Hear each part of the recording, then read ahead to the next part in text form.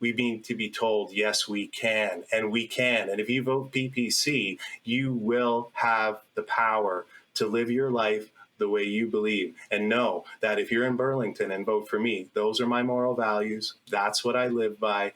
I will treat it like my team, like I raised my kids, and I will fight for you. And I will give everything I possibly have because I believe in my mantra of heart, honor, and mental fortitude.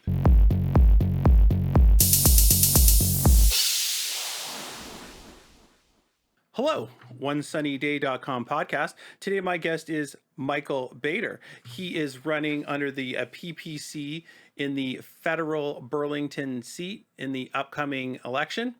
Hello, Mike, and welcome to the program. Really excited to be here. Thank you so much. And for your audience, I am not a politician. It's my first time. It's my first time doing a podcast. I'm a 28-year software developer. My dream was to be a rock star. Plan B was to be an English teacher. And somehow I taught myself to program for the last 28 years. Love kids. They're the best. I've been coaching since 1998. And even now my kids, 35, 26, and 15, are grown up. I still coach. And last year during COVID, a lot of coaches bailed. So I picked up extra teams. And I'm really excited to be here. Never done a podcast, so I hope I do all right. Well, you can't fail. You can't be like, I'm cutting you off. So it's good there. What do you coach? I started out in 1998 with the Meadowvale Soccer Club as an assistant coach for my son Marshall at that time. And I really loved it. I always liked kids when I was a kid. I'm a big kid, I think. And so from there, I started to coach with the Oakville Soccer League. And then Marshall loves hockey. So in 2001, I signed him up. And we walk in, first practice to meet, and no coach. I'm sorry, he got moved up to rep or red or something like that. Not one person put their hand up. Not one person would stand for the kids. And I just said, I'll do it. So the funny story there is I didn't get to play hockey when I was a kid. My mom died when I was younger, around when I was 9. And she saw Boris Salming lose his teeth to Dave Schultz in 1972 Leaf game. So she pretty much got me away from the hockey thing. So I played football, soccer, and all those things. And the interesting story with the hockey was, well, I'd never really played hockey. So my dedication was I took power skating 6 a.m. with George McDonald. Every Friday for months, I reached out to my friends that were AAA players, got the advice. And then I met a really great gentleman. His name was Charlie Burton. He was a great coach. He taught me some things, and the really sad thing that happened was Charlie got brain cancer that year, and so I was kind of on my own after that. And if it wasn't for him, I don't think I would have been able to do what I could do with the kids. And from that point on, I ended up taking Grant, his son, on for the next 5 or 6 years. And then I also realized coaching, too, was a great opportunity to reach out to those that are having some difficulties, either lacking confidence, they're arrogant, maybe it's a skill, their mom died. In the very first year, same thing, brain tumor again. And Matthew Sutherland was the gentleman, and I was really sad about that. And then it happened there. And so that's kind of how I started coaching. And I really owe a lot to Grant Burton for that and my friends. And I love hockey. I ended up learning how to play kind of, and I've been playing in the ASHL for the last 18 years or so. I still suck. I'm a grinder. I don't score many goals, but that's what I do. I just love the kids. Being around them is amazing. Like, one of the most amazing things, and maybe you don't think this, but when they're in grade 2, when I was in that time, grade 1 and 2, Matthew Sutherland and Grant Burton, and their fathers dying and stuff, that's when the kids didn't know how to stop. Right? So you're doing snow plows, you're doing these things, and then they have such heart. It's so amazing. I'm going to get that guy. I'm going to get that guy. Oh my God, he just smashed into the boards. He doesn't know how to stop. but the heart and the effort of those guys was so amazing. And then we keep trying to teach him to stop. You keep trying, and oh, bam, right on his face. And when you see that kid stop for the first time, and he's a little 8-year-old, or he's 6 or 7, it's just some type of emotion I can't describe. It's just amazing. Or they get their first goal. That is awesome. You take the puck and you write the date on it, and this is your first goal ever in your life. Coaching is so rewarding, and it's been a big part of my life. Thanks for asking. No troubles. And then so, just a side note there, I took power skating, but I never really learned to stop though. That was my. I think it's probably a similar thing. My parents are like, "Well, we like the skating. The hockey looks too intimidating." So there you go. But what transitioned you from the coaching to running in the federal election? What brought on that transition? So when the COVID began, I was totally, I obeyed the government. I believed that I needed to do something. I was a real freak. I have dogs. I have 3 dogs, a golden retriever. I have a German Shepherd, Rottweiler, and a Boston Terrier. And I would take their poopy bags everywhere I went in my thing. And if I went to get gas or to the grocery store, I sprayed everything of this. But then I started to realize a lot of lies, right? Goalposts moving. I started to do more research myself into what was going on, and more data was becoming available. So I became skeptical. And then as time went on, I realized that this is a manufactured theater. If you look at data, you look at the death rate of our society over the last 10 years. You compare it. As a computer programmer, I would look at the data, and if I looked at it and it was all even, I wouldn't know there's a pandemic, right? And so when I looked at the data, I went, wait, there's no pandemic. There's just as many deaths or less. Wait, I'm taught to read data. It's not fitting. It's not fitting. And then the goalposts moving. So I became involved in some of the marches down at Queen's Park. I wanted to show my support. And there I did a video, my first Pulse of the People. And it really was just to go out and find out really, well, hey, I feel these things. I'm seeing weird things that are contradicting things. You guys are marching. I think we're right to do this, but why are you here? What is it that drives you to come to this conclusion that you've crossed the red line and that you need to say something for the first time in your life, right? And we shouldn't have to do this. We shouldn't. We should be able to trust our government to do what we want. So I went down there, I interviewed him, I talked to a nurse, and she explained what was going on with the tests, and it was backing up the data I said. So now I had a real person inside, front line, backing up data that I was analyzing on the side through various people that I've been following. So then I became more suspicious, more involved, and I'm like, and then they started to push this experimental vaccine. So the first time in our life, we've skipped animal trials. We have massive third level or trial, I guess they call it stage 3 testing. And I started to become suspicious again because the inventor of mRNA is speaking out against this. He invented it. He knows about it. And it's just what was happening is I'm seeing something, but I'm being told something else. So I'm being told not to believe my eyes, but to believe my ears. And that to me is suspicious. I'm Polish. We've been rocked by the Germans, the Russians. We stood up for solidarity in 1980 to help crack the wall. We've seen this, and my spidey sense started to go off. So I wanted to support these people. I started donating to various causes like Arthur Artures getting arrested and closing churches down. And now all of a sudden, there's more and more that's making me scared. The spidey sense is going off. Whoa, hold on a second. You guys are burning churches and nobody's saying anything? You just arrested priests? Did you know what happened in Poland when that happened? That's the first step to a dictatorship. And then I started to get even more edgy. But the thing that really, really put me over the edge was knowing that we're in a clinical trial. with an unproven technology that hasn't been tested properly being marketed so hard. Now I'm getting even more suspicious.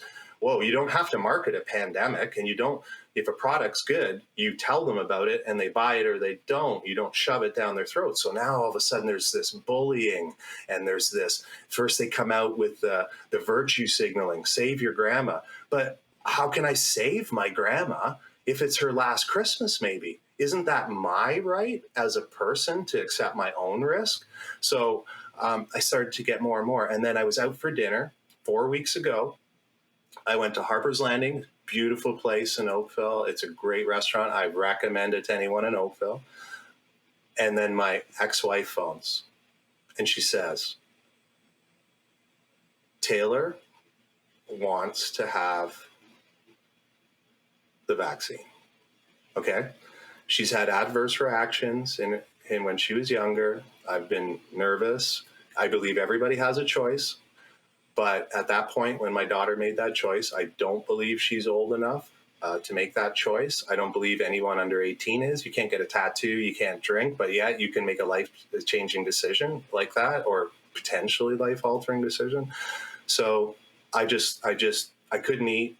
I explained to her my point of view, all the science I had, and she said that, no, we're going to do it. If she wants to do it, we're going to do it. So I supported the decision because I'm very for supporting the decision of individuals. Do I personally think that she understands the informed part of it as much as she could? No. Do I understand that she's being bullied and harassed by our government to do this and not have a choice? Then yes, that's what they're doing. And like I said, I packed my food up, didn't even have a bite. I was depressed, went home. I was on Twitter, and Max Bernier ended up having a tweet saying, I need some people. I've got a couple of ridings open. So you're sitting there going, okay, it's 2 a.m, can't sleep. Someone just asked me if I want to stand up just like I did for the kids 21 years ago. To me, that was a calling, like it was for coaching kids. At that moment, I just went berserk. I haven't slept much. I've just, my whole goal has been to get into the fight and try to turn around this moral compass, turn around the corruption that we see. Like I said, I'm Polish. Like I can lay out the game plan and they're following it step by step. Burning churches, censorship, arresting priests. My alarm system's going off. The one thing about top line data, right, is if you get any disease, right, which is going to target elderly, right, and you use enough time span, once you get to people who are older, you effectively just accelerate a death, right? Everyone will die at some point, right? Yes. So when something happens to you, it doesn't matter what it is, right? The older you are, you just accelerate a death that would have occurred. So any top line that affects your population past childbearing years, right, will eventually just come out in the data wash. See what I'm saying? So if you sat there and you had some disease that rolled through and it killed 10% of elderly, right? Well, that 10% of elderly would pass away in the next 5 or 10 years, and it would just be a little nick on the graph, and the graph would just return because you haven't in this scheme of 10 years killed any new people, but you've accelerated some deaths. Yeah, so my observations on that is our total deaths, which include car accidents, cancer, comorbidities, anything that can happen, hit by a car, right? So our total, irregardless of age, anything, hasn't moved. Right. So what that tells me is that we've had no extreme disaster. Right. Because if you look at data from the previous ones, 1968, 1957, and the biggest one in the Spanish flu, you will see a spike in the overall deaths. And then the other thing was everybody that died of COVID, in my observations, were going to die anyways, like you said, right? But some of these people, I don't think it was 5 or 10 years. I think we're talking like 1, 2, 3. We're talking dementia, like my aunt that just passed away. We're talking serious diabetes. We're talking, I have diabetes, I have a heart problem, and I've got a blood clot. And then I got this: the flu would kill these people, and the flu has killed more children than COVID. So just putting data points together in my head, my spidey sense is going off. And it's not just that; it's the fact of what they're allowing to happen. Like, they're burning Christian churches, and not one person said a thing, right? Not one person said a thing against vaccine passports or lockdowns, even when the data has come out to prove they're failed things. And for 100 years, we've been following the same thing that's got us through every pandemic. Did you know the 1968 pandemic was way more deadly than this one? And we had Woodstock. We did, right? We had no vaccine. We had nothing. We had Woodstock. So you know what we do? What we've done? We know masks don't work, right? Until 2020, for some reason. We know that lockdowns don't work, but we're going to go do it anyways. So something weird's happening here. Something strange happened where it flipped the narrative of what we had done before. What we did is we go out and we protect our elderly, right? The people that are most vulnerable, right? Spanish flu was awful because it hit the age group of 20 to 45, and you have 2.5 million orphans. Now that's a pandemic. And there was no advertising. You didn't have to, because my grandparents each lost one or two siblings. At church, you lost 10, 15% of your population. There was orphan on the street where my grandma would take in the child because the mom and dad died, and we had to figure out how to get them to a surviving relative. Now that is a pandemic. That is, you don't need advertising. You walk to the neighbor next door and the neighbor says, "Oh my God, didn't you hear about Bethany? And now Taylor and Fred don't have a father."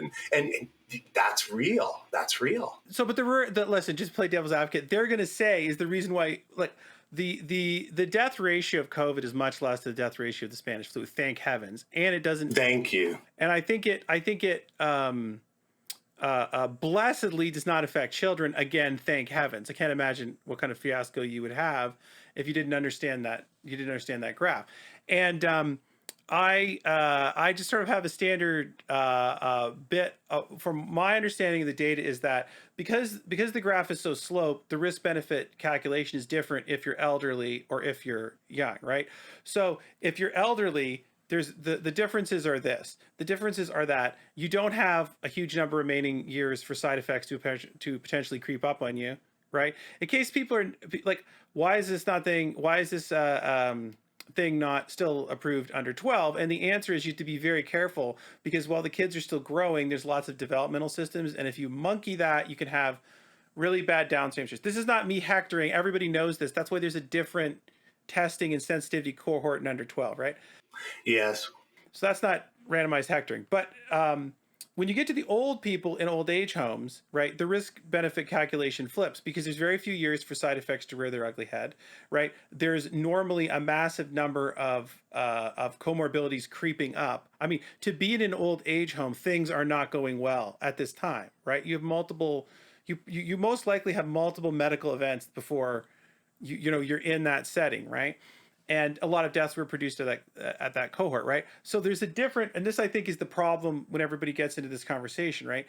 There's a completely different risk profile for kids, right, than the elderly because of these factors. And there's this crossover message in the middle. And I think some of what I have said, and I think you're reacting to, is the public health officials, which are crafting this message, sort of have, just to play devil, just to put words in their mouth, which I don't like doing, I think sort of have their idea in the head that complexity of message is a negative, right? And any sort of doubt is a negative, and they think in their heads, it's just advertising, right? And you advertise, this is great and completely safe, and you get the most people to do it, and then you get enough vaccination, and the thing goes away. And that's the initial narrative, right? The initial narrative that was started at the beginning of this is, well, what we're going to do is we're going to invent these holding patterns, right? We're going to do these things, invent these holding patterns, right? And the holding pattern will exist until the vaccine's here. We'll give everyone the vaccine. That will blow out COVID the same way as it blows out measles. Problem solved, release the economy, and away we go. I think that the initial... But the problem with that is the censorship. Like, science and truth welcome questions, because that's how we determine things. That's how we determine that the world's flat, and then all of a sudden it's a conspiracy theory to say it's round. But if we don't have those discussions, then we'll never move forward in a democracy and in science, because that's what it's about. And so we have experts that have won Nobel Peace Prizes. We have the inventors. We have the most renowned Nobel Peace Prize winning virologist. I believe his name's Francois, and he said specifically this particular vaccine will cause variants, right? He said it, and then he got censored immediately. Big tech, big money. There's something going on when you have guys from Pfizer as the fact checkers for Facebook, and then Facebook comes out and has whistleblowers stating that they are turning away all adverse events. And so you just wonder what's going on there. Why didn't they listen? They were warned. And now you look at Israel, the poster boy, oh, get vaccine passports. They're awesome. Look, we're vaccinating everybody right down to 12 years old. Boom, boom, boom, boom, boom. And then you should be done, right? You should be done, because by now in the Spanish flu, we'd be done. We're done.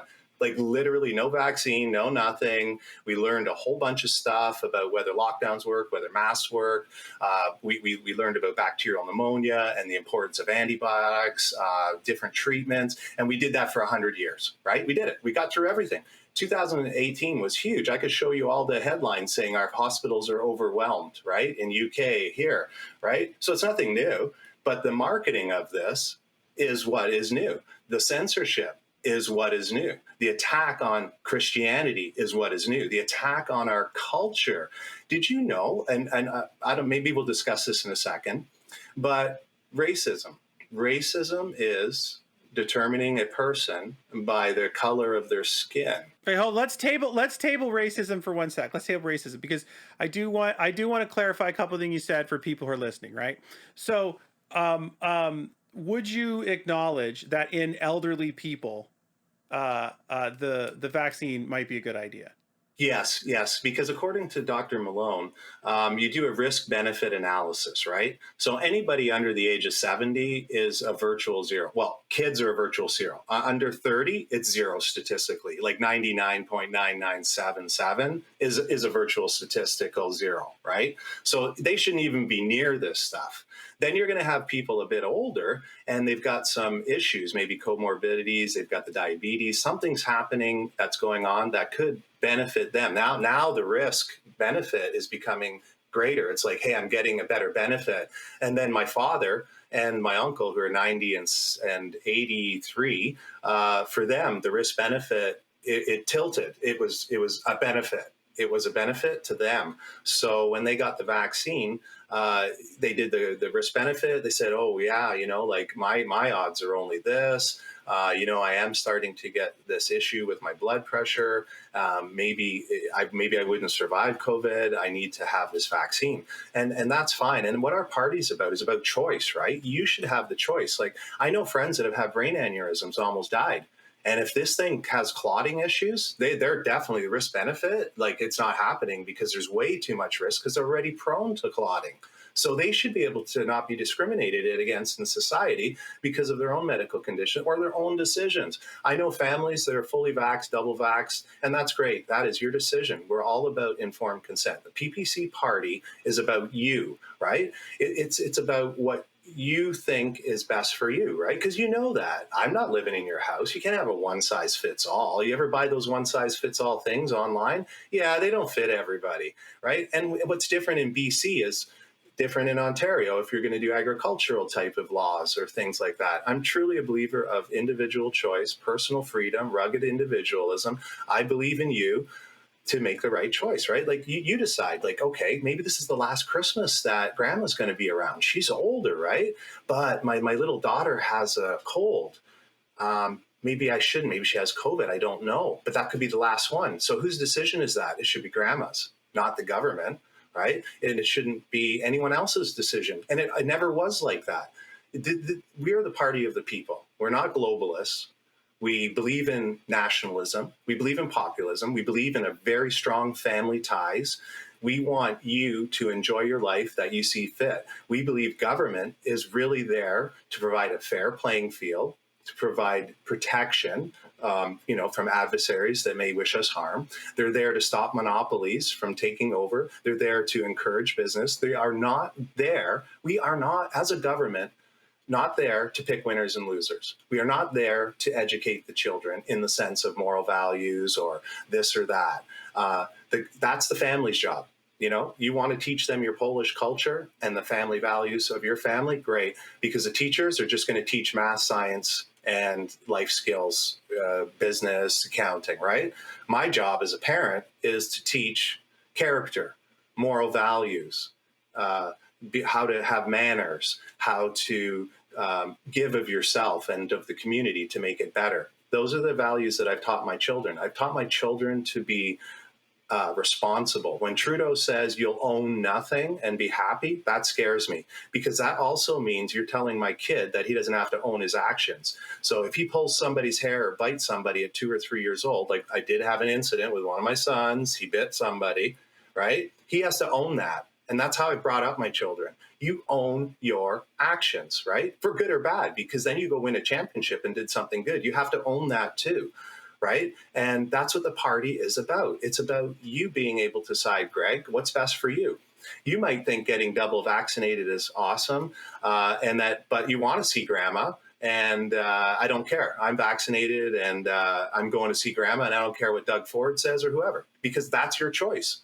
They have usurped our God-given power that we got in 1776, when there was the divine right, which meant that God gave one man, a king, to rule over all men. And that's wrong. That's not the way it works. It works the way the American Constitution works, and the way the French Revolution in 1789 and so forth, and our Canadian, and coming to today to our Charter of Rights. This is our firewall against tyranny, and they are ripping it piece by piece. This is scary. I've been talking to so many people since this adventure happened, and they're scared. They don't want to say anything because they're being bullied. They're isolated. We're seeing abuse of children because they're wearing masks that don't work. Read the box. Read the box. Don't believe me? Go read a box, right?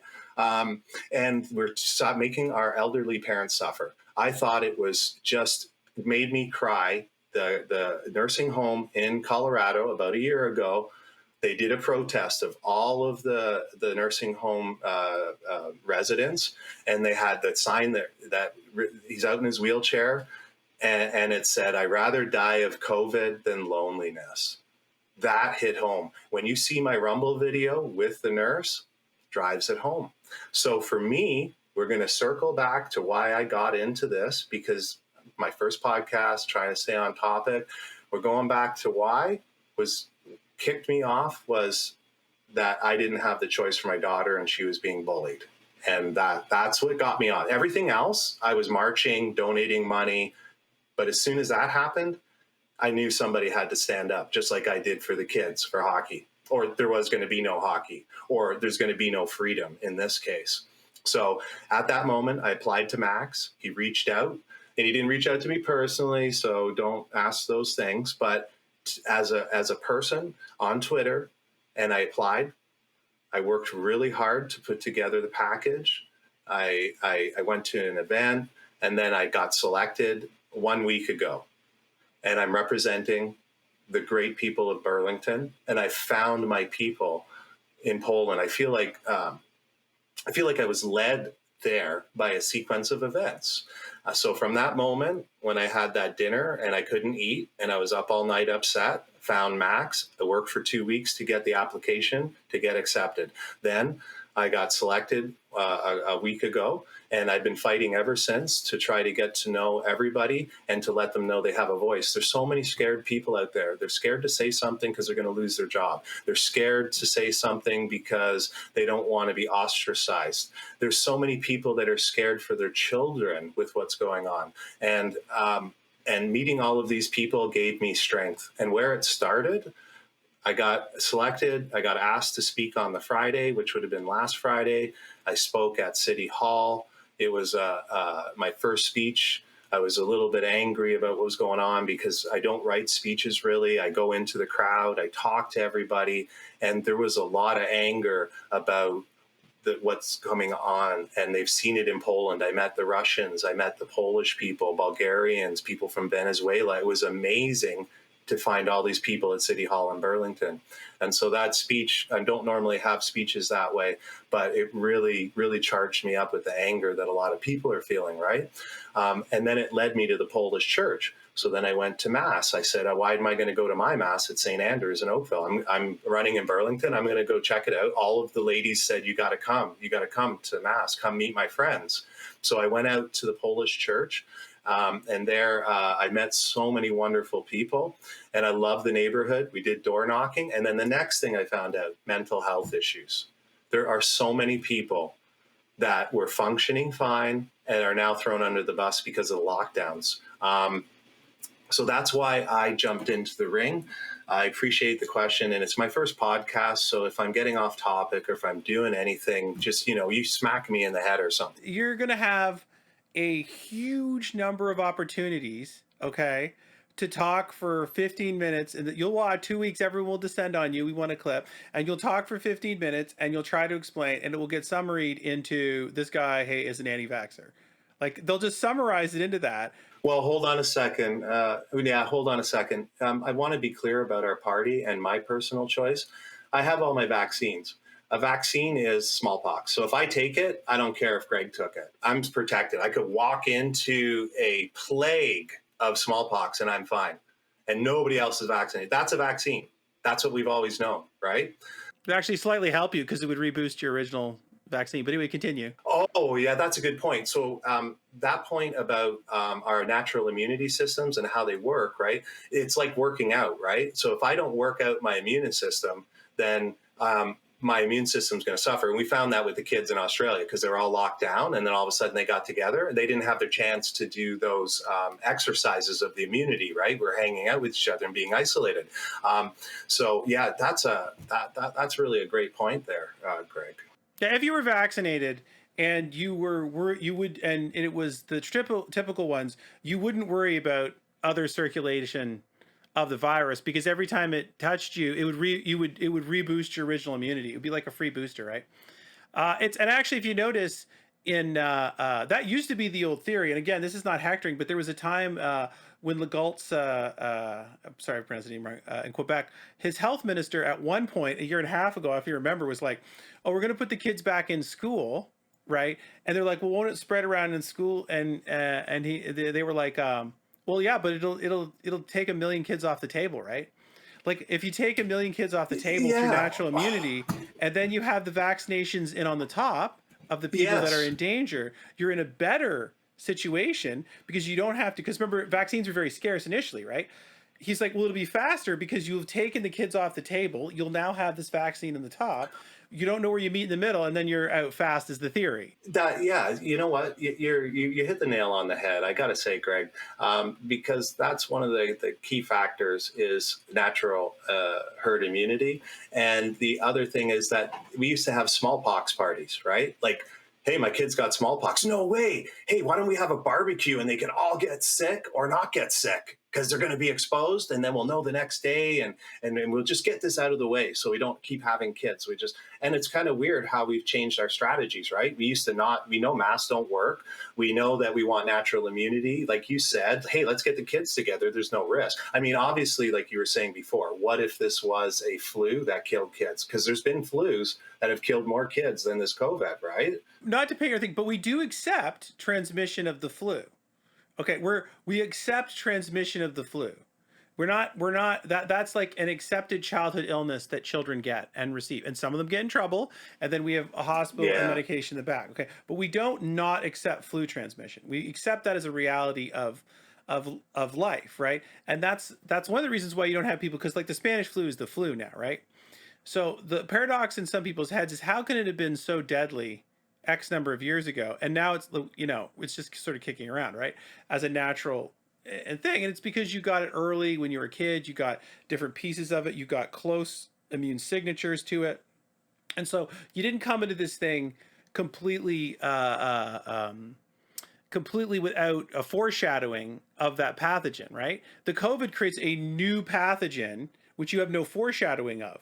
But if you went back in time and distributed COVID through a time machine and got the whole world's population to get it in 1900, it would make no it would today it would just be one of these things that circulates, right? That's a brilliant point, Greg. I really appreciate you bringing that up.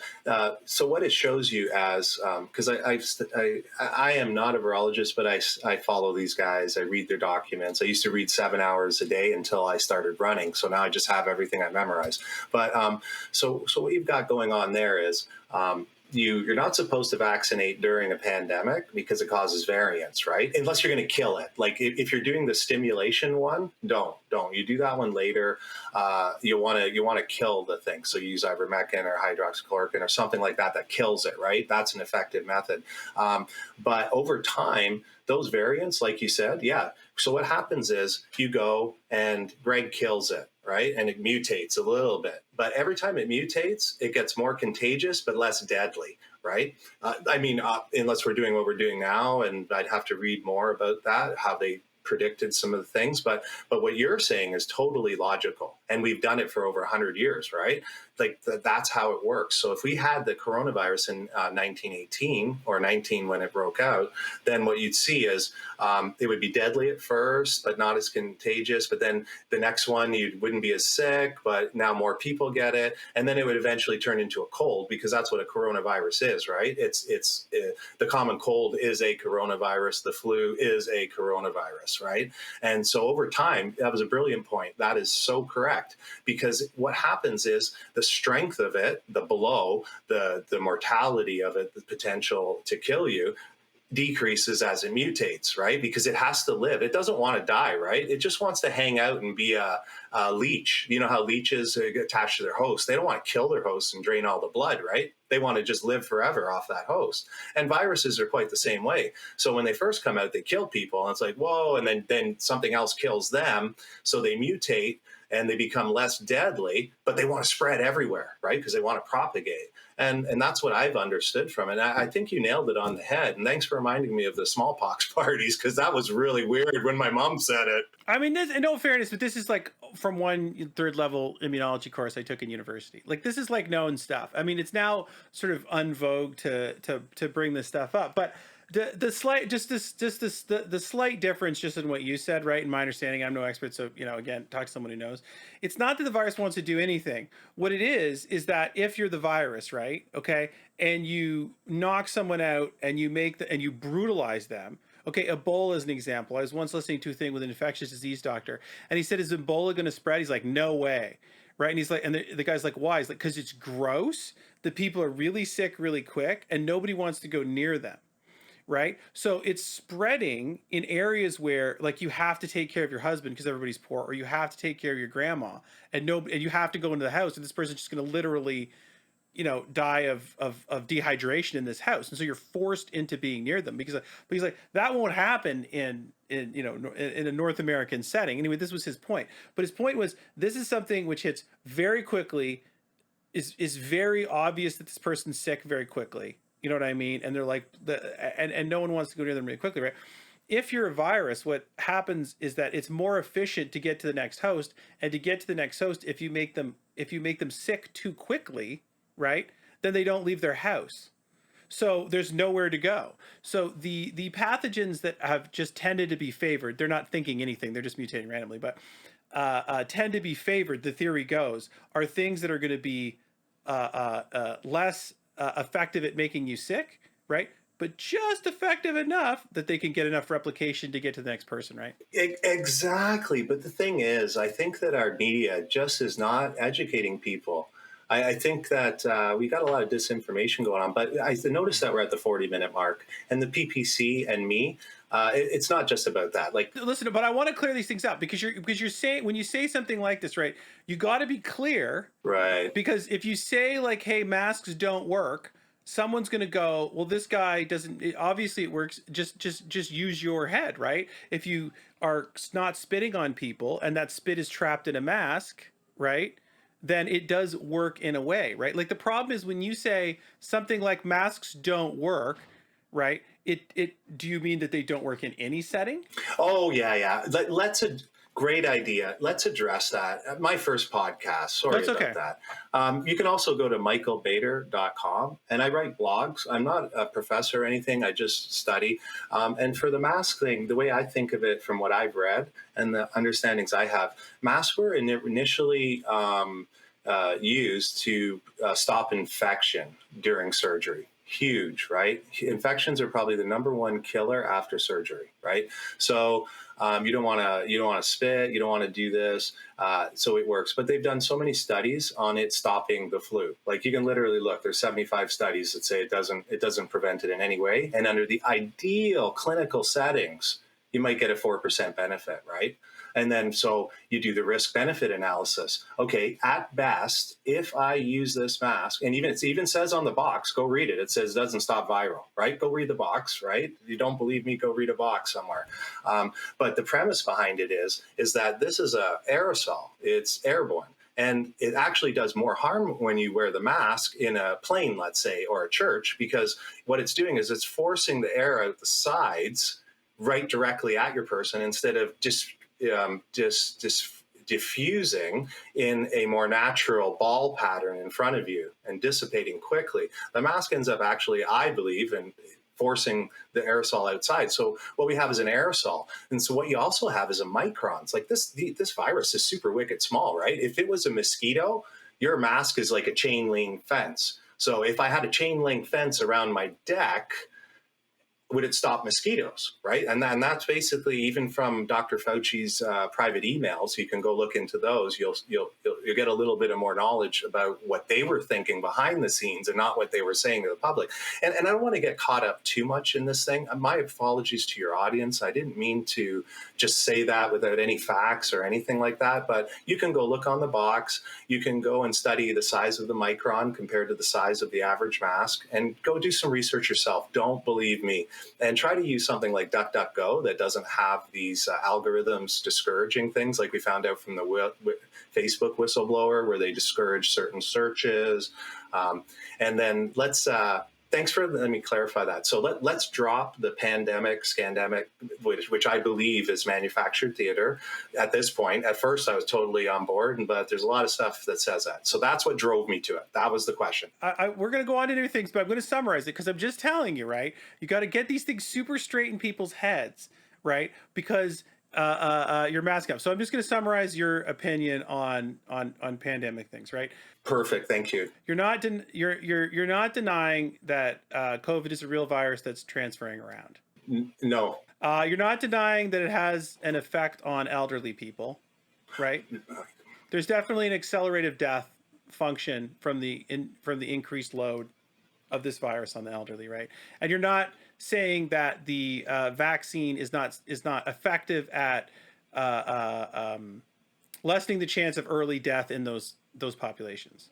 Yeah, it's a risk benefit, right? Because No, I know what you're saying, but but if that's a yes, I'm just gonna summarize the rest of your points for summary, right? Yes, that is a yes. And so, but what you are saying is, when you say it's like staged, what you mean is the overreaction. Yes. That it's basically an overreaction. It's not that this thing doesn't exist, it's made of a whole cloth, is that people have taken the opportunity, right, to inject a bunch of stuff and inject a bunch of things over top of this that's not merited by the underlying problem, right? Yeah. Like, so it's like your kid falls down and they got some blood, and then you think their eye got poked out and they're dead, and then you just freak out. But then you find data that you wipe it, and you find out that, oh, it's just, it hit a weird spot and it's bleeding more, but it's actually not bad.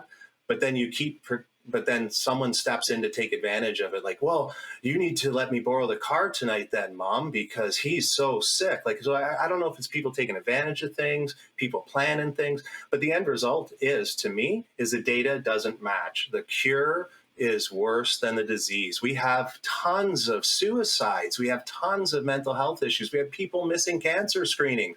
They can't go. This lady she's pregnant, 9 months pregnant. She has heart issues. She's supposed to go to the doctor, and he won't see her because she didn't have a vaccine. or I can't go to the support group.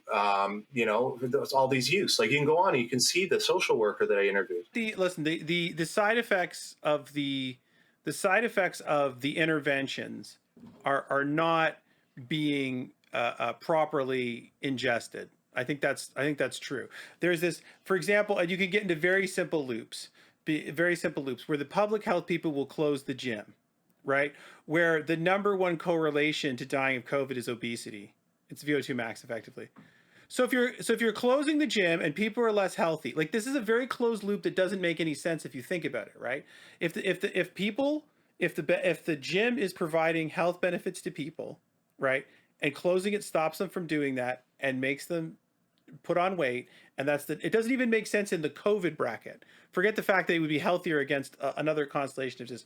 So I do think you can see these things and go, this does not make sense. Like, that single thing as a thing doesn't make sense. I'm with you there.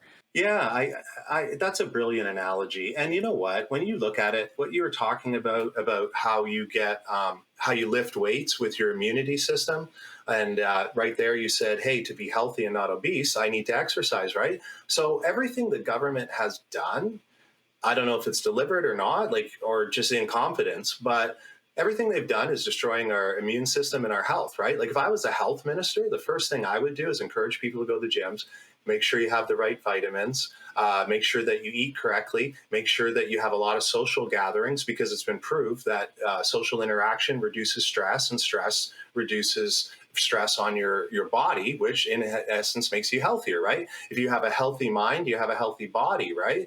And so I think Western civilization and its approach to medicine seems to be more treatment versus prevention. So if you go to India or other places where I've seen Eastern style, for example, I'm a computer programmer. I went to Iowa, and I'm sitting next to some Indian fellows from India, and there's no working from home. We're all flown into Iowa, right? There's 45 from Canada, a bunch of guys that came from India, some guys that came 2 or 3 from South Africa. So you get the context of it, right? So I'm sitting next to this guy, and I get a headache. So I go, Bala, I got a headache. Do you have an aspirin? And he goes, oh, hold on a second. I think you need to sleep more, and there's a potential that you're dehydrated. Can I get you some water? And I'm like, well, my head hurts right now. Okay, so do you have an aspirin? Right? So at that moment in time, I started to realize, and I got to know him better. There's more stories, but we got 10 minutes, maybe 15 or 20. I wrote on the thing for an hour and a half, so you got 40 more minutes. Thank you so much for that, because that meeting was tight. Thank you. So I'm here with Bala, and I'm saying, well, hold on, dude. Like, don't you have any aspirins? Like, okay. He said, no, the most important thing is to prevent illness and to prevent things by being healthy. So you've obviously either not slept enough or you're dehydrated, right? And that made me start to think, yeah, you know what? Our society's kind of different, right? We always want to let stuff happen and then treat it. Whereas his way of looking at things is, I should drink enough, I should sleep enough, I should have a good healthy diet, I should exercise. And I think that if we did that in Canada, we would be so much stronger, so much happier, and our lives would be so much more enriched. It's your body that's giving you the headache, right? It's your body that's sensing, that has a sensor network that goes, something's not right here, there's brain inflammation, the pressures are off. I will encode that into your consciousness as you have a headache, right? The purpose of that signal is to get you to sort of drink water and rest and stop doing whatever you're doing, right? So it's a tribute to Western society that we're like, forget it, I'll just take a pill and keep going. I mean, as an example, but as an example of that, so the combat fighter pilots and the feds, they get Provigil, right? Or some magical combination that's loosely based on it that they won't really tell you what it is. So they give because it's like a big flight into these bombing missions. Sometimes it's like, 6-8 hours, you do your mission, Ooh. Right? And then 6-8 hours back. So this isn't a plane the whole time. It refills in the air. They're fighter pilots, right? They can't be screwing around. So they have this pill that they give them, say, if you feel drowsy, you pop this and you'll be okay. You'll get through the mission, right? But the guys are so psyched. What they actually do is, they do the whole mission because they've been training for this. It's obviously super intense, right? They don't fall asleep at all. But then what they do is they pop the pills and then they go drinking when they get back. Oh my God, when they are get you back serious? To base. No, I'm totally serious. The story was told me by Not all of them. It's not a sweeping generalization, but it does happen. Yeah, no, because as it turns out, you don't fall asleep when you're in this super intense situation. Like your adrenaline keep you going that long if it's just a single thing. So I appreciate your answers, and I would just summarize what I think is going on is not that complicated. You just have a bunch of people whose job it is to manage this, right?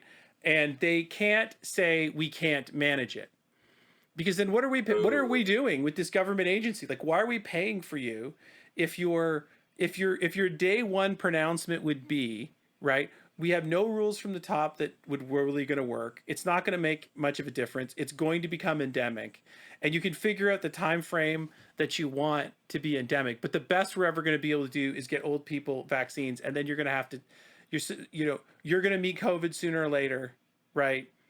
Drink some water, hit the gym. This is the best we say. Yeah. That speech is just not the speech that produces a top-down infrastructure of health. And then they are just, and to what you said, and I, in a previous podcast, which you can listen with Martha Fulford, she was talking about the reasons why people are vaccine hesitant, right? And I said, oh, you've forgotten one. You've forgotten this person where this message came from the government. Oh, it's 2 weeks to flatten the curve, right? And then Cliff Clavin at the end of the bar says that's just mathematically impossible. This is gibberish, right? It's got to go on. I mean, just the math of it doesn't make sense. It can't just go away in 2 weeks, right?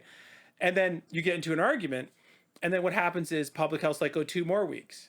And you're like, well, that's gibberish too. But they put out the idea it's 2 more weeks, right? So I think very unfortunately, and I would have advised them if I was the public health and the government messages, make sure you say nothing wrong, be crystal clear in your communications. If something's wrong out there, go and fix it, right? And I just think this is my personal opinion. I just think they personally believe that trust in public health and compliance of public health is in the interest of public health. So they think to themselves, we have to be seen as right. We have to be seen as confident. We have to be seen as knowing what we're doing, and we can't show this subtlety, or it will exaggerate people saying, "The hell with this." Well, there's a fine line between providing a Winston Churchill type face on dire situation, and there's another about transparency. Because okay, I'm going to ask you this question. What is the most fundamental thing that a relationship is built on? Like, if it doesn't have this or it crumbles, everything falls down. No matter how perfect the beautiful things on top of it are, it falls. Like what kind of relationship? Yeah, it could be business, government, a wife. Okay, well, so the trouble is, okay, well, here, now you got to spiel. So the problem is, if you take people in the world, right, a lot of them are not executing relationships. Right? Because they got hurt early. They got hurt early somewhere in their development, and they have decided in their head, I can't detect a bastard from a good person, right? I didn't see this thing coming. This horrible thing happened to me. But you know what I can do? I can affect control. I can affect a sphere of control on this other person. I can bring them closer or farther away. I can control what they do. I'm going to develop these systems of control, right? That's not quite the same as that relationship in which people are just friends. You see what I mean? You're not really you're just hanging out, and if the relationship is mutually beneficial, it goes forward, right? Well, yeah, but what I mean is a crucial relationship like marriage or business partner, right? Crucial. What would your number one thing be that is the most important thing in your life with a relationship with a person like your wife, your child? Well, listen, I think obviously I'm going to answer trust. Oh, okay. Okay, but I'm going to point out there's a type of person in the world. Like, if there's no trust, communication, or honesty, right, then there's no real interaction between the two people. It's like some sort of stylistic dance. You know what? You're brilliant on that. I've noticed that pattern. Remember I told you about the coaching and stuff and how I kind of picked some kids that, they lacked confidence. Their dad died. They were a bit bullyish because maybe they were being treated a certain way. So those people, even still, I would argue it's kind of trust in a sense that And those are the people that we need to help. We need to speak to as well, right? But from the government's point of view, you need to have trust. And I think the trust has been completely lost. Like, I'm not even sure. I have a broken grandfather clock that's been right more than our health ministers and our government's approach to this. A guy like Ron DeSantis nailed it. He said, I'm going to look after the vulnerable. I'm going to let the kids play and, do the spread the disease like Laguerre at the beginning until I don't know why he changed his mind. And we're going to deal with this like we have every other pandemic. And I think he did a great job. And I think that the trust is what we've lost in the pharmaceutical industry, right? Like how can, and you're right, like that's the reason that I can't remember her name, but your previous podcast, that's the one thing she missed was trust. That's why I was bringing that out into you, right? No, I agree completely. See, I felt you were going that way, and I thought, yeah, that's really smart. And I've never met you before, but I'm actually enjoying this. Point is, they don't trust people. They don't think that people are able to receive this complicated information, figure out what's good for them, right? And they don't want them to make decisions because vaccinating the kids is really about this idea is you just get less virus in the community, right? And therefore you'll have less of a problem. It's not really about at this stage making it go away because you can see that you get enough breakthrough cases that the vaccine can't make it go away, right? It's always going to be circulating because this is, again, you've seen breakthrough cases, double vaccinated people, they're now infected, they've infected someone else. There's enough of those. It's not going away. That's off the table with the current crop of technology. So now you're left with, why are you vaccinating kids that aren't in danger to begin with? And the answers there are, the medical answer is, well, if we just creepily slightly reduce the amount of circulating virus, it will benefit us in some way, hopefully, right? But the real answer is, you've taken a bunch of people, they figured in their head the best control mechanism for people's fear. And then they've implemented that fear, right? And they've gotten people to do incredible things based on fear. If you'd gone 2 years ago and said, the government is going to tell you, if your business can open or shut, if you can go see your grandparents. Like if you went 2 years, everyone would tell you this is fantasy land. There's no way to get the state of Canadians to comply with this stuff in 2 years. And to their credit, in a year and a half, there's very few deaths, but they're still going to manage to say, well, there's a fourth wave, there's 2,000 cases, even though no one's dying. We're going to have to lock down these things. So that's an amazing transition in the psyche, which they've done through fear. The problem is now they're afraid. You can't unafraid them. How do you reach them? Okay. So my goal as not just a candidate, I came to stand for the people that are scared about the vaccine passport, because that's Show Me Your Papers Germany. They lived in it. You can go to my website and listen to the Holocaust survivor that's warning us last year about this, and everything she said is coming true. Okay. They're scared. How do we reach those people? And then how do you reach the person that is already scared, watches CNN 5,000 times a day with this fear punched in them? They're just being punched with fear, and they have no idea about Dr. Malone because he's censored. They have no idea about Dr. Simone Gold, and they have no idea about Rand Paul. Well, who is this senator in the States, and what is he saying to Fauci? They don't know, and they're really scared. How are we going to reach these people? There's psychological damage done by this. But what happens when you damage people and you make them scared, right? They operate more for control, right? Because they think to themselves, I'm scared now. I can't, what are the rules that are control these people, right? Like previously, somebody could just come up to the supermarket and start talking to me.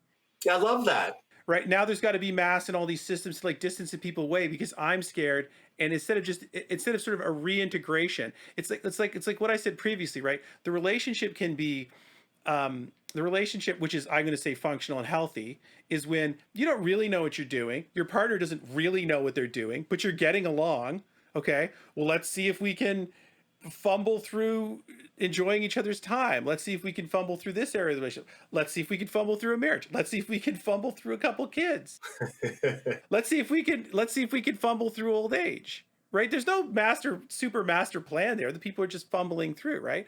And so that's kind of like the new meet the virus thing, right? You're just fumbling through. You're going to get this thing. You're going to see how it goes. You're going to negotiate your way through it, but you don't really have a master plan.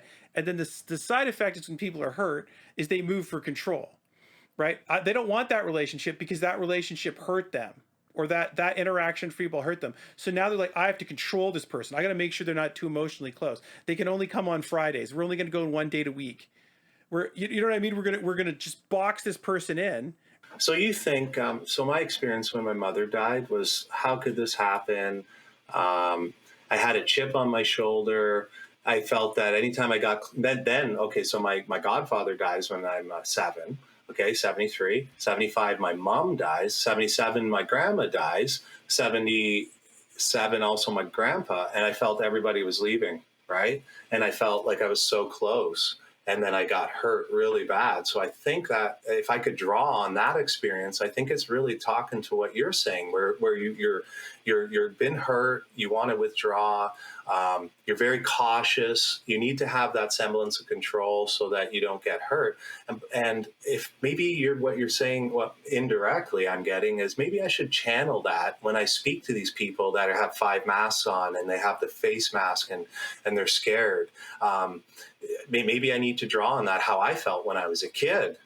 Listen, the one thing that I would say is, just through technical free consulting, comparing the vaccine passport to Nazi or authoritarian regimes is too many jumps. If you want a better jump, I would compare it to the Chinese social credit system.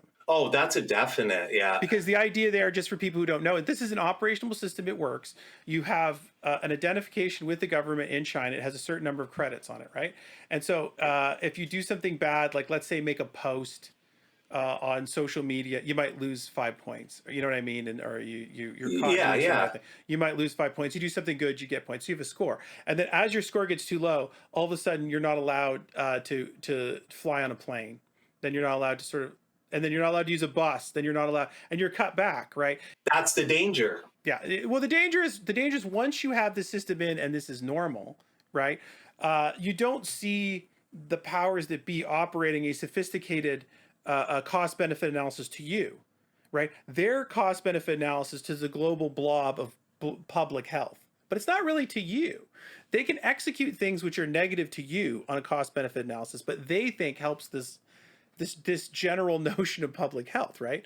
Because it's a really complicated, like insurance actuaries don't use people who die or not, because if you use people who die or not, you really undersell kids, because you're like, we all know intuitively, it's not the same transaction when you get to kids as you get to older people, right?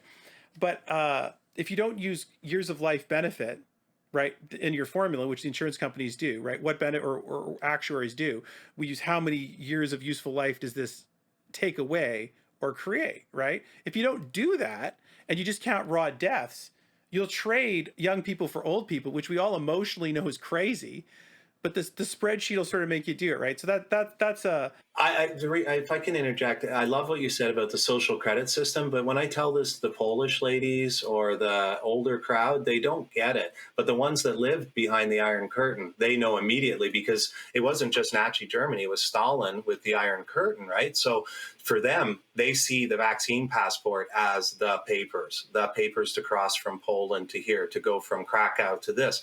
I think, like what you're saying is, the younger crowd gets it. When you say that social credit system, everything's going to be controlled. They can just shut your bank off. They can stop you from doing anything, right? If this in the wrong hands, we're doomed. This is the example of the problem, right? Initially, when the masks came in, the concept was, well, the masks are coming in, but you know what? If you have a psychological condition or a real health condition in which the masks are producing a great stress on you, right? You don't have to do it. That was the initial. I don't know if you remember, but initially the mask came in. Yeah, but nobody's honoring that. I got kicked out of Costco. Yes, exactly. It flipped, and then the problem is they don't have, at most, the mask might do 5%. It's the best study I've ever seen. Yeah, I think it was 5%. Yeah, it might do 5% deployed, but that's not worth tackling someone and beating them up to get them out of the Costco. So the correct response in my mind would have been, if you want all the adults to wear masks in Fortinos for this very, very tiny percentage chance, or it makes you feel better, okay, it's not that big a deal, okay? But if there's some guy walking around without them, just let it go. It's not worth involving the police. And Well, see, that's the yeah, PPC. It's choice, right? yeah, A yeah. PPC is all about choice. If you look at the red, blue, we're going to take the screws to you merry-go-round that we've been on, those parties are exactly the same. They all agree on the fundamental things that are destroying Canada. Reckless spending. They're also lockdowns. They're hurting small business. They're subsidizing things they shouldn't. They're sending tons of our money for foreign aid when we can't even house our own. We don't even have drinking water for our Indigenous people. We're not giving money to our veterans, and you're sending all this money away. So the PPC is about a choice to make. If you have claustrophobia, or you have asthma, or you have something that allows you not to take the mask, well, then that's fine. That is your choice, right? And if you really want to wear your mask because it makes you feel safe and because it's better for you, that's your decision. I shouldn't interfere on that. That's what the Charter of Rights is. And this whole COVID thing's about ripping up the Charter of Rights. And it's very scary because once you get the vaccine passport, your Charter of Rights is gone because now you've lost body sovereignty. The sovereignty over your body is gone. Right? The disquiet that I have is it's away from the fundamental Western values of sovereign individuals, right? Exactly. How we're going to create a world, because the power is not from something, right? The power is built up on people's independent rights. You can create this whole construction, right? Why is one thing acceptable, not acceptable? Well, people have individual rights. They have the right to happiness, which seems glib, but it really isn't, because then they get to define happiness. And then for them to execute all these definitions, what do they need? Well, they need the right to own property. They need the right to trade. They need the right not to a person do violence to them. Move in. Freedom of movement. I mean, the idea that you couldn't go see your parents in the middle of COVID, I thought this is just the example, which I think is 100% prevalent, is why if your grandma wants to go see her 2-year-old granddaughter on her birthday, right? And she's like, well, you're like, well, there's lots of kids around. You only turn once. You only turn 3 once. This is really big in the minds of the kids, right? And she wants to go see her little kid do that, right? Who the heck is someone else to get in between that? Exactly. Yeah. Oh my God. Thank you so much for bringing that out because that's exactly what our party is about. Yeah. Okay, I'm going to tell you a quick story about that. My aunt had dementia, and my uncle's older, stuff like that. And the fact that we didn't get together, or that we do get together, that's her last Christmas potentially. And that should be my decision or your decision, right? Because you only get to turn 2 once. Love your example. But take it to the other side. You're 85 years old. It's Christmas. You just found out you got Alzheimer's is kicking in. The doctor says, in 6 months, this is going to be accelerating, right? Now, are you going to miss that Christmas? Is that the government's right to tell you what risk you're going to take for your family? I absolutely agree with you. And that's why I joined the PPC. They're the only party that believes in you and protecting the Charter of Rights. Not one of the other candidates, not one of the other leaders marched to say we're causing more damage, more suicides, more drug overdoses, more everything is wrong with what we're doing. And none of you stood with it, and your silence is complicit. Your actions to not stop this are complicit. And it's not like you didn't have data. We have data. We have the increased suicide rates. I've talked to people in the neighborhoods. I've talked to people that are there every day seeing these people suffer.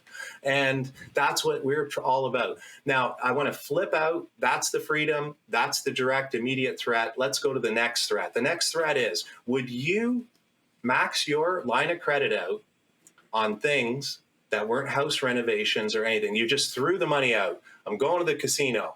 I'm going to drink it away. I'm going to become a drug addict and do it, right? How long do you think you'd have your house or be able to have your kids doing stuff if you maxed yourself out? Every credit card and every single line of credit you had. How would your life be? How would it be? Eventually, what would happen to you? Interestingly, it depends on how many of your neighbors do the same thing. No, but what I'm saying is that no, I'm 100% serious because the only reason why you have the ability to borrow this money and the spending currently in Canada, right, is and the Canadian dollar isn't worth 25 cents, right, is because all the Western governments are involved in the same insanity, right? The first government that doesn't do it, right, Apple Cart's the thing, right? Because money needs a place to be, so you're trying to find bonds. Now, when all the Western governments, which are the safe havening, are all acting somewhat insanely together, right? They're all borrowing somewhat equal amounts of money, right? Then I'm willing to go buy a Canadian savings bond in the free market because everybody's kind of equally stupid, right? If you the government that gets their act together first, right, puts pressure on all of the other governments to get their act together. Because why would I go get this Canada Savings Bond from Canada if the United States is balancing their budget? Oh yeah. The investment aspects of it. So basically, if our party's platform was implemented, we would be able to lower the cost of housing. Inflation would go down, and you would also have less taxes. You'd have a smaller government, and we would open the energy sector. So if I did, not me personally, but my party, if we were in and we actually got a majority, I guarantee you that we could balance the budget probably in 4 years or so. And that would be our goal, something like that. Paul Martin did it in 2 years. Don't give me this crap, O'Toole, you can't do it in 10, or 70 with Trudeau, who doesn't even look at the economy. That's scary. Somebody who spends money without counting it. So I think if we implemented these ideals based on freedom, fairness, respect, and responsibility, those values, along with decreased immigration. And by decreasing immigration and having a smarter immigration system, we're going to reduce the pressure on our housing. We're going to put upward pressure on our wages. And by not keep printing money, we're able to make our dollar go farther. So now the house becomes more affordable because now we're not paying 5 times as much for the wood. Now I got a raise because, there's not 18,000 people competing for my resources, right? And then that's one aspect there. And then from the taxation aspect, I think that if we put more money in... I'm gonna stop you there and get you to react to something, okay? So Certainly. when you say less immigration and you say we're going to cut back this spending, right? Someone will say, I'm not saying this, I'm just telling you what the response is. Devil's advocate, you do it, I'm going to meet them. The reduction in immigration is really about racism, and the reduction in spending is really just not about caring people who are No. Okay. So reducing we currently have what I believe is an unsustainable immigration, right? Okay. So imagine your house. You take in every bum off a university at the Union Station. How long is it going to be before your house collapses, right? And then I'm not going to ask you to answer this one. It's rhetorical, right? So your house collapses because you can't feed that many people, and they have no skills. Or one of the guys is a carpenter, so maybe we can get something. So imagine if I went downtown and this guy I see every day, and I didn't do this, I did it once in a while. I would buy him lunch, right? I'd go to Timmy's and I'd grab him a thing, and I knew he was always there. Imagine if I took him home, just him, or maybe and his buddy. I could probably go from my meals and I could start to go down to maybe serving more hot dogs and pasta or something that's sustainable. I have a little bit of room. One guy can have a couch and the other guy can have the spare bedroom, right? I can absorb this. And now I find out that one of the guys is a carpenter. So all of a sudden I have a job for him. So it's okay, great. That's awesome. What about you? Well, I'm not really skilled. And it's like, that's okay. You can hang out here longer. Let's see how it goes. And imagine if I get those two their own house in, X time, right? And now I can bring in another one. But then imagine that they start doing what I do, right? So now I'm building my economy, right? I've just taken 2 homeless people and I've given them jobs. So now I have no homeless people. And this is very simple, right? And now I have 2 more, 3 more, 4 more homeless people. And then the 2 people that were brought in to the country, the house, have now been able to support themselves. And now he can go pick up his buddy that was under the bridge over at Jarvis. Hey, come stay with me. We'll eat hot dogs. And Mike taught me how to make pasta. And, let's see if we can get you a job, right? So now I've done that. So if I do this, as I do it, I'll be able to absorb as much immigration as I do now, but in 10 years. But it'll be sustainable. Every single person that comes in is going to have that beautiful self-individualism, rugged individualism. They're not going to be dependent on me. I'm going to be able to take them in. I'm not going to go under during it. I'm still going to be able to provide. So the idea is not bankrupting us. If I go bankrupt, I can't help anybody. If I get sick, I cannot help anybody, right? So you don't want to overwhelm yourself, right? And I think our country is being overwhelmed. I think if we had a more sustainable level, we honestly would take pressure. And the racism card, listen, these guys have been playing this card since 2015. It is a lie. Absolutely a lie. They smeared us in the last campaign. It's so not true. If you want to talk racism, the definition of racism is judging people by color. So what is the woke culture of Catherine McKenna and Trudeau doing, and all the globalists, the CPC, the NDP? It's called wokeism. So now all of a sudden you're white, you're an oppressor. You're dark, you are oppressed. So you instantly judge them on color. So if anybody's racist, it's the current parties. They are judging people by color and not the content of their skin. The PPC does not see you for your skin. We see you for the content of your character, and the content of character of Trudeau has to go.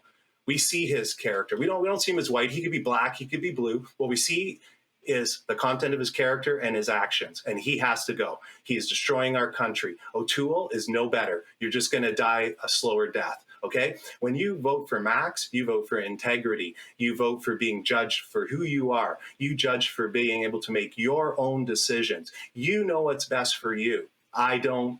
You don't know. You only know what's best for you and your family. We do not see color. There's bad people. There's good people. I don't. That's fallacy that they keep trying to smear us with, and they get to those people, like you said, that are fear-mongered, and all they see is that quick headline, PPC racist. That's all they remember. They don't go look at who we are as people. So this weekend, I'm going to have an event in the neighborhood at the park. I'm going to have balloons, the balloon art, give away balloons. I'm going to have my Polish friend. She's going to make face painting. I'm going to hand out water freezies. I'm going to get to know. I'm going to play my guitar for some kids. We're going to make sure everybody has fun. And so that they can realize what the PPC is. That event that we do there, they're going to go, well, this is normal. Yeah, that's exactly what PPC is, bringing us back to normal, the real normal. There is no new normal. Do not take our rights away. We are here to fight for you, and we believe in you. That racist really sets me off. Sorry if I'm getting a little thing, but I'm really sick and tired of being disparaged and slandered like that. There is nobody. Go. Who in my party slandered somebody? Show me. They couldn't. All Kinsella did was keep repeating racist, racist, racist. So like you said, the fear people, the headline clickers, they never dug deeper. That's what happened. So I'm offended. I'm not saying you offended me, but that topic does offend me when they're actually the racists themselves, judging people by color. Oh, you can't get that loan because you're not Indian. Oh, you're white, so you're bad. You need to do that. Like, oh, you're teaching division. You're teaching racism. You're basically mad that Jim Crow got overturned. You're mad that you can't divide society. So now they're trying to do it again. They're doing it with the vaccine passports. They're doing it with gender. They're doing it with this. It's all an attack on our family. It's an attack on you to steal your rights. And you've identified the fear mongering. Thank you for that, because it took me a bit to get through that myself. It really did hit me in that March. And yeah, we're not racist. Do not do that. Like, I'm so offended. You can talk to any of my friends. No, I know. And none of our guys are. I agree. I'm just going to tell you the construction, right? So their construction will be, I know, listen, I'm just going to tell you I just know what the argument is, right? I'm not going to amplify it as if you're guilty of it. And it's more brutal when someone accuses you of it. When somebody actually like attacks you with it and says you're whatever, it's very like, as I'm doing it nicely, but when somebody really does, it's very hard not to get angry. Well, I had it. Okay, so I'm getting signatures. So for Elections Canada, for those that don't know, you have to get 100 signatures. So you shoot for 150, 130, something like that, because maybe the postal code's wrong. They live outside the riding on the other side of the street. So I go out there, and I'm having a great reaction from most people. Went to a house with a Liberal sign. He was very polite. No, I'm sorry. I'm going to vote this way. And okay, thanks very much. But I was walking downtown Burlington. We're at a patio bar coming in, seeing a guy, a millennial. He's in his 30s. He's tattooed stuff. So I say hi. I'm Michael Bader. I'm the Burlington candidate, and I was wondering if I could get your support to be on the ballot. I'm not asking you to vote for me, but just put me on the ballot and let me introduce myself, and maybe you will. And then as I'm leaving, he goes, "You're racist. You're PPC." And I said, "Excuse me, sir, but if you could indulge me in what evidence you have, or how do you base that opinion? Can you tell me the candidate that slurred a particular, like, give me the name. My PPC candidate X slurred the black person Y."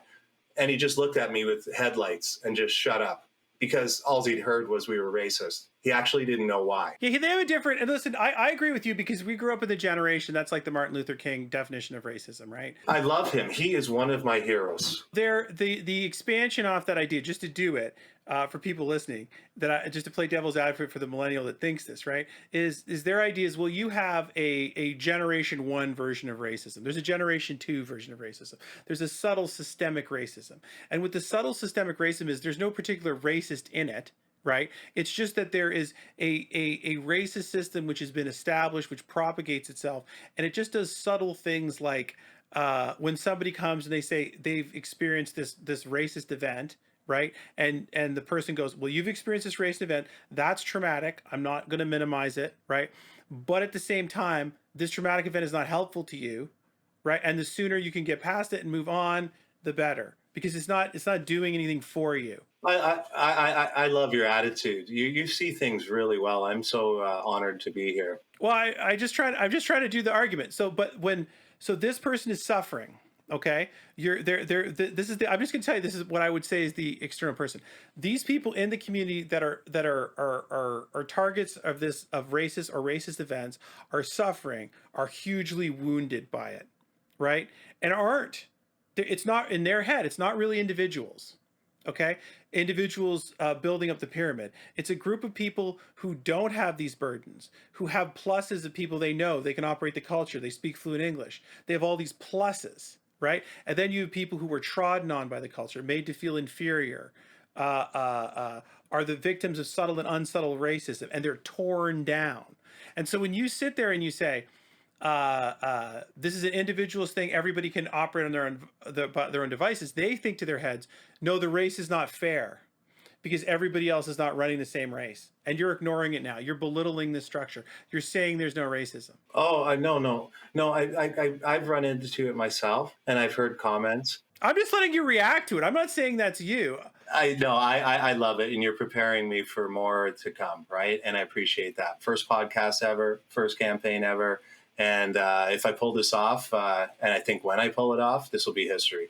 But for now, to address that issue, I do believe that there's still pockets of people that are ignorant. Like, there's no doubt. But you don't. It's our approach to it. So they're saying, oh, we're going to fight racism with racism. Well, that doesn't really work, because the whole idea of racism is not to divide people, not to segregate people, not to view them differently. So my way of raising my kids was, there was no color. Like before 2015, nobody thought of color. You just thought of like, hey, that's my neighbor. Hey, that's my teammate. Hey, that's my buddy, right? And then some of these people were shysters, right? So you thought of him as shyster. It didn't matter if he's black, white, blue. That don't trust that guy. He stole liquor from my dad's house when he came over or something, right? So you know that that's a bad guy. You don't judge him by his color or anything. And my kids have been brought up that. And the other thing I hate about it is, okay, you're going to tell my kid he's an oppressor, or that you're a black kid and you can't make it in the world unless you have help from an oppressor who's done this. All you're doing is teaching the circle of division, and you're imprinting things on children that shouldn't be imprinted. I raise my kids like this. Regardless of your sex, because I have a guy and a girl, I said, regardless of that, you guys can do anything you want to do. You dream big, make sure your dreams scare you, right? You can do anything you want, you're capable of it, and you're only limited by your talent and your work, right? That's it. And you need to be responsible for your actions. You need to treat everybody with respect. So it all boils down to actually how I raise my kids is how I coach. It's based on heart. How hard are you going to work? How much are you going to give? How can you skate back when you're on a 2-minute shift and you feel like you're puking? If you got that heart, can you still shovel the driveway? Can you wake up with your sick daughter, even though you've been up for 24 hours? Can you comfort her? What heart do you have? The second piece, honor, so important. It's about treating people with respect. It's about having the back of your neighbor, right? They're sick, it snowed, shovel their damn driveway, right? You do it, right? That's the right thing to do. It's about honor. If somebody is bullying somebody, I've got the crap kicked out of me in grade 3, right? Because they were bullying my friend, and I went to the bully and I started pushing him, shut up, and I got my nose almost broken and fat lip, right? But you know what? He didn't bully anymore, right? And that's honor. Right? That's part of the honor, is I have my friends back. And then the third thing I teach the kids is mental fortitude, right? Mental fortitude is not worrying about what you cannot control, right?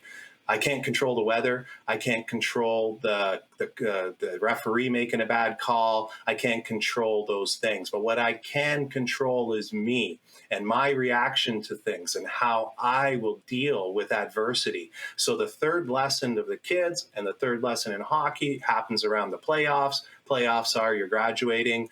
The playoffs are in hockey, you're entering the playoffs. And at that point, you need to have the mental fortitude. You need to bring everything you can to the game. And in teaching these life skills to the kids, I'm telling them that this is how you're going to get into medical school and be able to fight through all of the hard work. And it gets into your head and weird things will happen, like you'll be sick at the wrong time or something will happen. And you need to be able to focus. That's mental fortitude. This will help you when your child's born. This will help you when somebody's bullying somebody to know that, hey, I should treat that person as my teammate and stick up for them. Stop saying those racist things to them. So if all my kids are taught that way, to stand up to tyranny, in the sense of if they see somebody slurring somebody, they will say something. Right? If they see a lady who's struggling with her baby trying to get groceries into the elevator, my children and myself, we will help you get into that elevator. That is what we need to teach our kids, not to teach our kids to be afraid. We need smiles, not masks. We need unity, not division. We need to have faith, not be told we can't. We need to be told, yes, we can, and we can. And if you vote PPC, you will have the power to live your life the way you believe. And know that if you're in Burlington and vote for me, those are my moral values. That's what I live by. I will treat it like my team, like I raised my kids, and I will fight for you. And I will give everything I possibly have because I believe in my mantra of heart, honor, and mental fortitude. I agree. I agree with everything you said. I don't mean to step on your speech. I'm just going to say the alternative perspective someone I'll just predict they will have to that whole speech is that whole speech doesn't honor this person and their suffering. This person is suffering. Do you get it? This person is suffering. They feel oppressed. They fear for the police. They whatever. The reality of it, the statistical reality doesn't matter in this way of thinking, right? This person is injured. They're hurt, right? And so when you keep kids in the bubble, right? Because I have the same thing. I didn't grow up with I grew up in Burlington. I didn't have there was not a massive focus on race. I'm sure that made me potentially less receptive maybe to a racist event. Somebody told me a racist event, I'd be like, is that, you know what I mean? Is that big a deal? Reacting inappropriately, right? So what they think is if you keep the kids in the bubble and you keep them protected from this stuff, that prevents them from properly sympathizing from someone who's outside the bubble and getting hurt. Because they can't see it. The drama of it hasn't been drawn to your attention. See, so how do I? Okay, so if you came to my family and I brought in one of these people that feel that way, I can guarantee you they would leave feeling awesome. I could see the communication breakdown because I talk to these different people, right? And the other thing is when you do a podcast, which I do, and I listen to my own podcast, right? Which is cringeworthy. When you hear yourself, you're like, oh, no, it is. You like, oh, I blew that point. Why did I say that? Oh, okay. I'm a coach. You watch the video to make sure that you're on cue and to be better next time. And I think you doing that shows your dedication. It takes a massive number of times listening to someone from a different perspective before you suddenly start cluing in to what they are about. You think to yourself when you're having conversations, someone you're explaining it and they're listening, but then when you listen again, you'll catch it. Oh, that person is responding to a question. They're still stuck on a previous point. They didn't hear that. There's like all these cross errors. It's very difficult to get people on the same page. So I appreciate all of that. That thing. So let's go through the rest of the PPC perspective quick. You hit on the public financing element of it, and and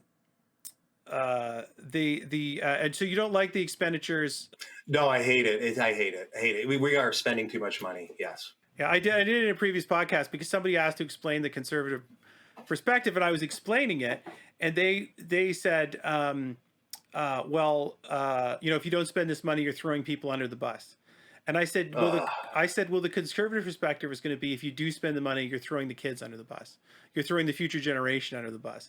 So it's not a completely pure moral argument. It's a series of decisions on what you think is, it always comes down to the decision of what you think is important, right? It's complexified with, oh, there's science, there's this, there's that. But if you think the grandma coming to your 2-year-olds is the most important thing, and this interaction with your family is the most important thing, and a risk of death is acceptable, then, and you think that, I'm willing to risk death to get this moment. I'm willing to risk a small potential chance of death to get the kids to run around and, soccer or whatever. Because without that, there's no life that I'm excited to have, right? And that's what you think. Then that's your perspective, right? The perspective of the other person is, well, if you do this, you're going to cause death today. You're going to accelerate this person in the old age's death by 2 weeks, by a month, by a year. Their death will get accelerated. It is true, if you do nothing and you let it go, you'll have a big blow up in like Texas. You'll have more per capita death in the short term for sure. And then how long it takes to even out is an argument. And they just think that essentially is what they can't do. Tomorrow's a problem for tomorrow. This is the problem for today, and we'll get through today with the most live people, and magic technical solution will fix it, I would say, is the other argument. Yeah, but we've done more damage. It's we have more death. I agree, but I understand that point. I'm just saying what their perspective is, right? Right. Oh, okay. So we've got the reckless spending. We got to stop spending money. We want to do the foreign aid. We want to start cutting that back. We need to start having water bombers for us and not Brazil. I mean, once we have our economic house in order, I'm fine with helping people that need help. But if we go back to my example with the homeless person coming in a house, how much can you absorb? And then can you get them all to work? Then the other thing is the capital gains tax. We're scared that Trudeau or O'Toole is going to start tapping this equity in our houses and cause some type of, when I die, I lived in my house. Now my kids are going to get 40% less. So we're really scared about stuff like that. We don't want to do that. Then we are against subsidies. We don't want to pick winners and losers, right? Except for crucial to national security industries, but things like milk, we don't believe that we should be subsidizing these companies. They should be able to compete on a national level. We want to lower taxes so they can compete, but we don't want to give them money directly and pick winners and losers. Was there other policy issues, do you think? So the difference is, you already, just to repeat this, is you would allow oil and gas to grow. Yes. And the scale of it currently is about 10% of the economy, but it's real economy, right? Just for people who are listening. The GDP, when you take it, they'll take rising houses as like gross domestic product, like you've produced as value because every house is $1 million instead of $100,000. That's not real growth. If every house was $100,000 or $1 million, it produces. It doesn't. That's just not. There's no. Your society is no better if the house is 100,000 or $1 million, right? But in the GDP calculation, you've created growth, right? So the numbers are misweighted. The oil and gas and grindy Canadian industries, which is the tradition of Canadian wealth, are more important than people think, not less. Is my point. Well. Here's the big thing for me on that. Okay, so you have I want to get out of the Paris Accord, right? Because you have half or more, almost all the world pollution coming from 2 countries that aren't even participating. You look at us, we produce 1.2, 1 and change of pollution, yet we have the boreal forest, right? Our boreal forest cleans more air than we pollute, so to speak. So honestly, we should be getting paid, right? And I don't know why we're implementing these policies. And because if we have the energy independence, all of a sudden our Ontario manufacturing and Quebec manufacturing is better off. And then we'll have a bit of an increasing dollar and a better cost of living. And now the farmers are also benefiting. And then the people on the coast will benefit from this. But everyone seems to be batting us down with carbon tax. It's almost like everyone's trying to destroy our economy. Like literally, you couldn't destroy our economy better if you tried, right? What do? You go after energy, right? And what are the new emerging nations trying to do? They're trying to build up their manufacturing, build up their technology. What do? They burn fossil fuel. So why are they off the hook? And that's even if you agree that CO2, which is a plant food, actually is the cause. Because I have some data here. I'm going to do a blog. I do blogs on michaelbader.com. And my next one, I believe, will be the environment because everyone wants to debate on it. But let's get to the energy, right? I want to free the people of Alberta. I want us to have a strong Alberta because if you have a strong economy, you have a strong healthcare system. If you have a strong economy, you have an excellent education system. If you have a strong economy, you have more people living in houses. You have more people that are fed. This is what we strive for. We want personal excellence, and we need you to make those decisions, not government. We want to take the reckless spending, bring it back home, and I want you, Greg, to figure out whether you want to spend money on soccer or whether you want to use this daycare or whether you just want to save that money. I want to give you more money. Max wants to give you more money. You decide. I'm not smart enough to figure out little details, which the government's trying to become a nanny state. So we're opposite of that. We want to go back to 1776 type of freedom, right? We want to adhere to the Charter of Rights. This is what the PPC is about. We're against vaccine passports because it's a personal decision. Medical decisions are yours. Bodily autonomy is important. We're against high taxes because all they're doing is spending money on bad projects that don't have good ROI, a return on investment. We want to spend money on things that will give us a return on investment. If we want to build a bridge across the St. Lawrence, we expect that that will pay for itself in additional taxes or better business, that it's going to grow the community on the other side in such a way that it will pay for the bridge. We don't want to spend recklessly, and we believe in you. And we also want to make sure that we would like to do the Indian Act. I have an article written by someone, one of our colleagues in Saskatchewan, if you want to read more about our stance on the Indian Act, but we really do want to get rid of the Indian Act. We really want to empower the person. I mean, at the end of the day, it's really about you knowing what's best for you. We give you more money, so you make decisions. We want to make government smaller. We want to make taxes go lower, and we want to open up Canada for business. We want to open. Lockdowns have to end, or small businesses are getting crushed. We love small business. We want Greg to say, hey, I'm going to start a podcast.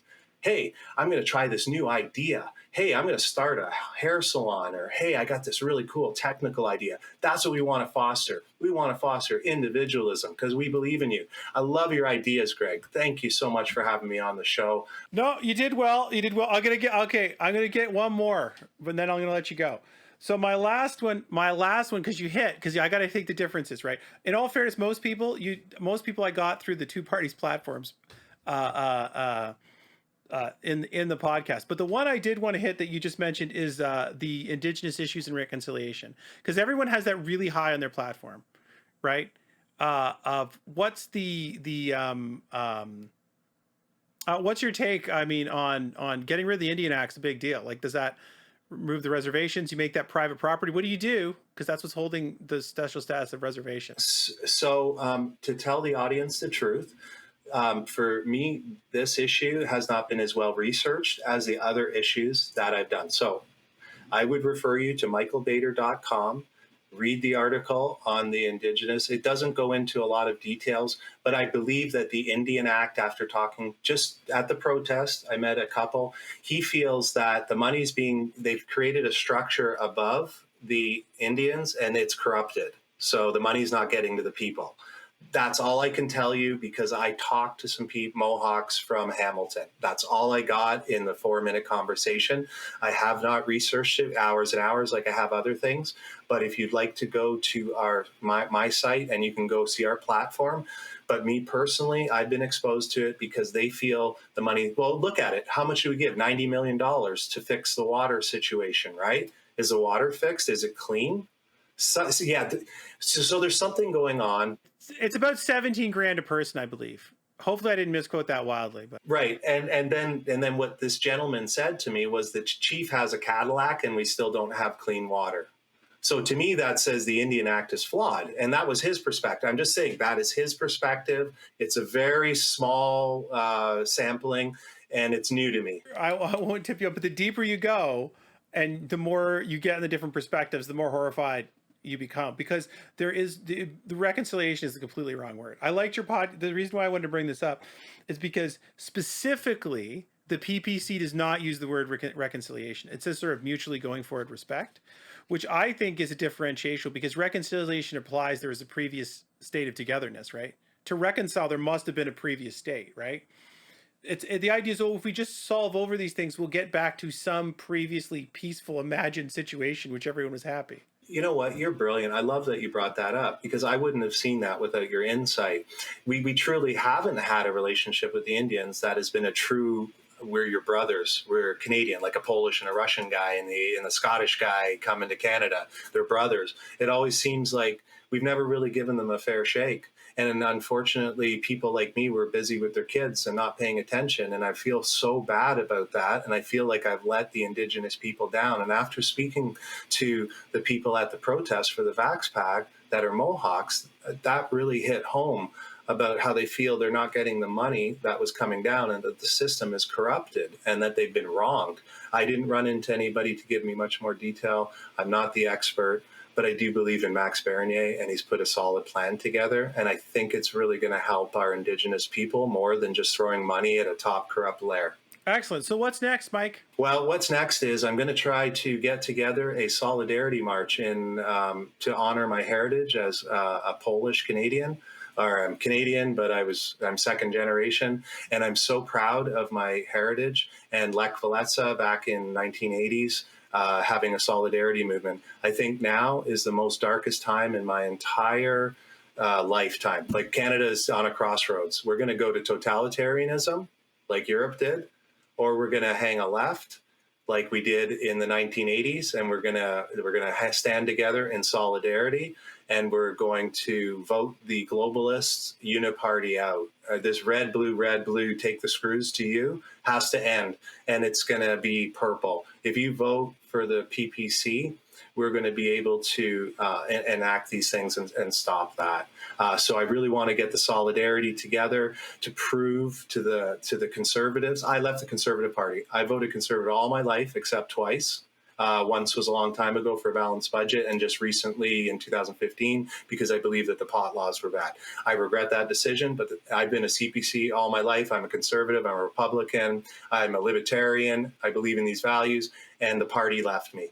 When you have Catherine McKenna being woke, when you have O'Toole not marching with us, knowing the damage, the suicides, the burning churches, the pastors being arrested, the cries from the lonely, the hurt, and they don't stand, that's not a party for me. I'm going to the party that's going to stand for you. My next things are to win this election and to spread the word of freedom and to try to propagate this across the nation so that we can get back to our conservative Canadian values that made us great. I want to protect the Charter of Rights, and I want to make sure that the government never, ever does this to small business again. Small business has suffered. Mental health has suffered. Everything has suffered. Every decision has been wrong, in my opinion. And our party stands to correct all this. And I'm so proud. And if I get this march together and I'm successful, we're going to have every riding in solidarity with their nationalities of their communities. Burlington seems to have a big Polish community. It drew me to that St. Gabriel's. I'm sure there's other communities I'll be visiting in the next couple of weeks and figure that out. If another community is primarily Jewish, then we're going to have a Jewish flag. I'm still planning it. I'm new at this, but I really want to have a show of solidarity so that all of the people that are going to vote Liberal, all the people that are going to vote for the Conservatives, the people that truly have conservative values know that you do not have to compromise. You can have all of your values and still beat Trudeau. That's what I'm trying to prove. That's what solidarity is about. Go to michaelbader.com, sign up at the bottom. All you have to do is put your email in, hit the button. You'll receive emails from me about the event, about upcoming events that you can attend. The next immediate thing that is actually planned, not in the hopper or the oven, is we're going to be at the Brampton Hospital. There's a worldwide walkout. It's to stand up for the nurses and mandatory vaccines. They've been forced to either lose their job or take the vaccine. To me, that's a worthy cause. I will be speaking at this event. It is at 1:00. It's in Burlington. It's at the Brant Hospital downtown. Thank you so much, Greg. No troubles. Thanks for that. I appreciate in your last talk there, you differentiated why you weren't going to vote for the Conservatives. Because I was going to ask you that. I was going to say, why isn't somebody just say, hey, you know what? I like everything you said here, but you're going to vote split. So I'm going to vote Conservative anyway. Oh, okay. So this is what you're sacrificing to me, why I left, okay? I'm not racist. I got offended. Guess what? The Conservative Party now is racist. Why? Because the definition of racism is defining people by color. What's Catherine McKenna doing? What's O'Toole doing? They're defining people by color. They're setting a predestiny based on a genetic thing like color. That is not the PPC. That is not me. I am so anti-racist. Martin Luther King is one of my heroes, and that was a huge thing for me. Like, and when he lied on the carbon tax, right? You made me a promise. Okay, let me tell you something. Mike is about this. I trust you, Greg, and I will trust you forever, ever, till we die, unless you give me a reason not to. Greg, I will be loyal to you. You're my first person I've ever done a podcast with. If I end up being some minister or something like that, I will always be loyal to you until you give me a reason not to be. So I treat my leaders that way. I trusted O'Toole. He let me down. Now I cannot trust him anymore. I'm not loyal. I'm leaving your party, okay? Max has never let me down. My history with him isn't as long as it was with the Conservative Party, but he has not broken any promises. He has not violated the loyalty I give him. I will lay my sword down for him until there is no reason not to relay it. I will trust Max. I will trust my party. I will trust you until you give me a reason not to. And as a conservative, you don't have to compromise. You don't have to put up with being in a racist party that promotes division by color. You don't have to have carbon taxes when you know the West is suffering. You don't have to have these things to get rid of Trudeau. At least in Burlington, you don't. I'm hoping that the solidarity will go out to you guys. And you know you got your CPC signs out there, but you know what? If I can turn those purple by September 20th, because of our solidarity march, show you that purple can beat red, that is my goal. That's what I'm doing. That's what my calling is. And I thank you so much for pointing that out. No troubles. And thanks, Edelson. Thanks very much. I think you've done a good job. I think listeners will understand what you're about. And I appreciate your honesty and coming on the program and chatting. So thanks so much, Mike. This is awesome. Thank you so much. I think I'm going to be a regular checking out your show and stuff. I think you're a great guy. I love your personality. I love the way that you portray the points to make sure that I can get through to your listeners. And you have yourself an awesome day. MichaelBader.com for anyone who else is interested. Thanks so much, Mike. Take care. Thank you.